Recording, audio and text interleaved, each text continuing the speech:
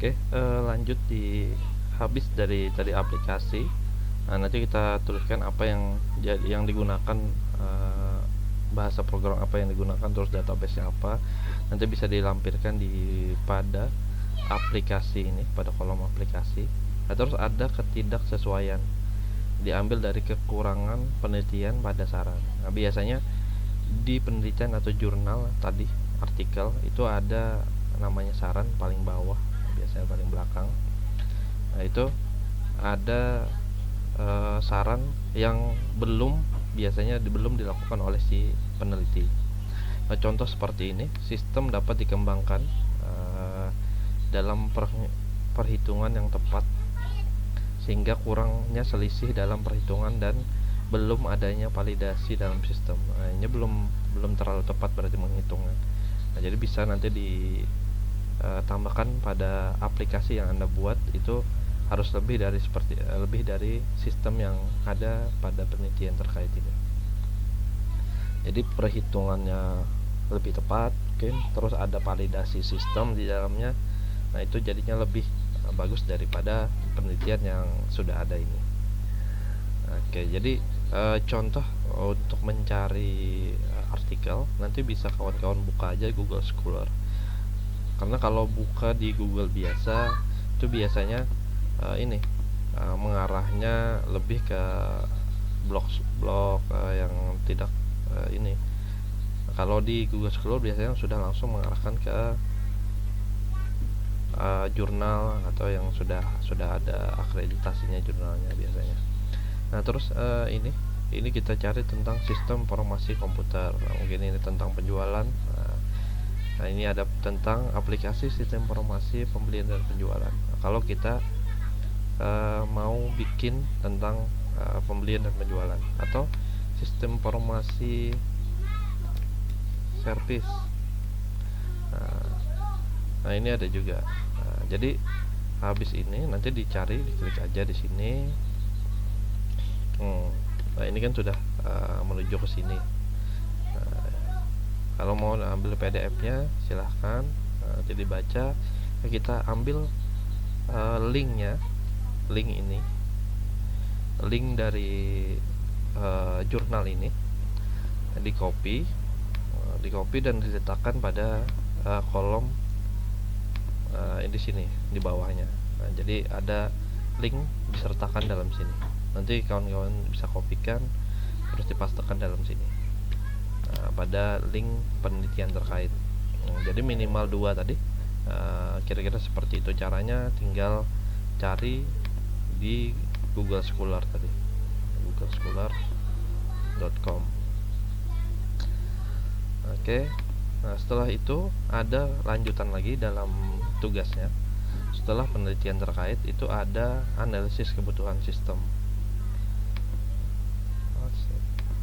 Analisis kebutuhan sistem, yang mana kita di sini lebih, kalau tadi analisis sistem yang berjalan, lebih kepada kita menganalisa sistem yang belum dibuat, yang masih pada tempatnya, kita analisa.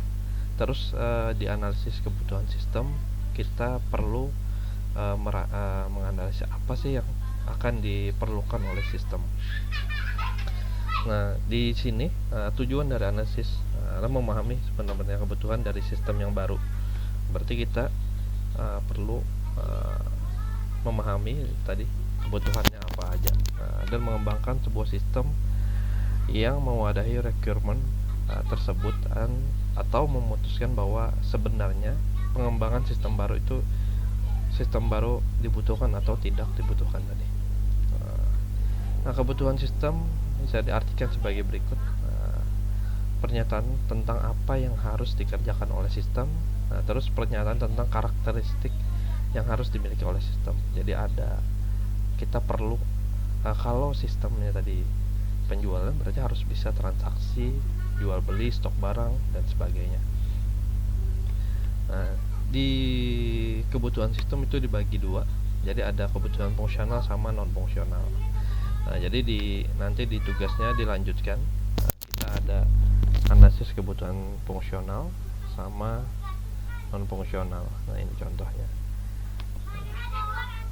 Nah, di kebutuhan fungsional itu proses yang harus dilakukan oleh sistem, informasi-informasi yang harus ada di dalam sistem. Nah, jadi uh, aku ibaratkan bahwa kebutuhan fungsional ini bagaimana wajibnya sistem, dan kalau non fungsional tadi ibaratnya sunnahnya sistem.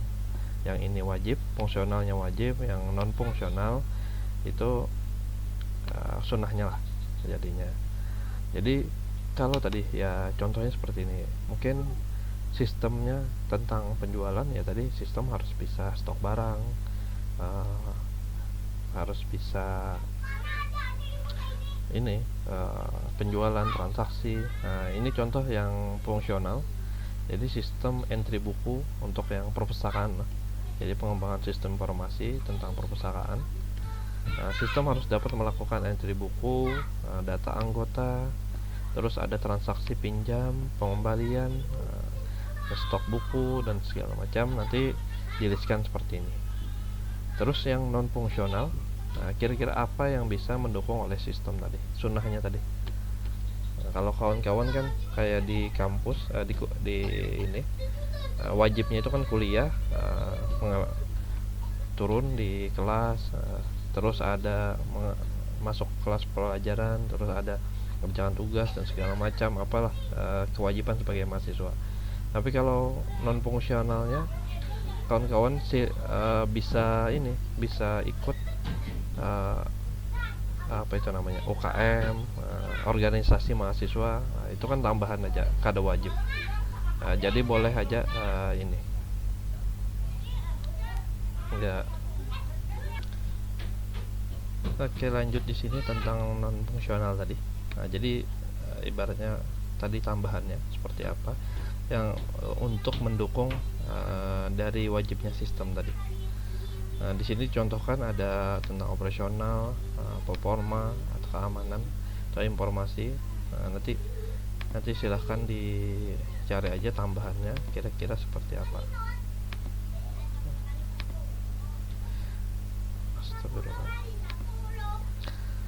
Keamanan, kedengaran atau maupun database atau apa, nanti backup data boleh ditambahkan seperti ini.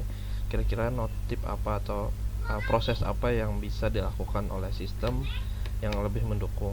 Mungkin kayak contohnya Shopee. Aplikasi Shopee kan sekarang tidak hanya sebagai penjualan, tapi ada di dalamnya sebagai permainan juga ada di dalam.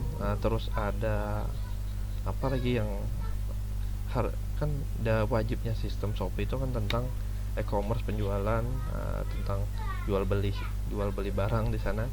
Tapi sekarang ternyata sudah ada live, terus ada live jualannya juga, itu untuk mendukung penjualannya kan. Terus ada ya tadi mainan, bonus-bonusnya dan segala macam, Shopee Pay, itu jadi non fungsional ya. Nah, kira-kira seperti itu. Nah, nanti dilistkan di tugasnya seperti ini, kurang lebih. Nanti silahkan dikembangkan aja masing-masing sesuai dengan kawan-kawan bisanya seperti apa untuk berkreasi lah. Terus saya minta lagi satu tentang analisis kebutuhan sistem, itu dilistkan bagaimana input, proses dan outputnya. Nanti dibuat aja tabelnya, bagaimana itu ada input, data input apa aja yang jadi master datanya, terus ada proses, ada transaksi atau yang mendukung prosesnya yang bisa dilakukan oleh sistem, terus ada laporan. Jadi kira-kira seperti itu, listnya apa aja yang jadi output hasil dari sistem informasi tersebut. Oke. Nah, kira-kira seperti itu. Silahkan nanti dikerjakan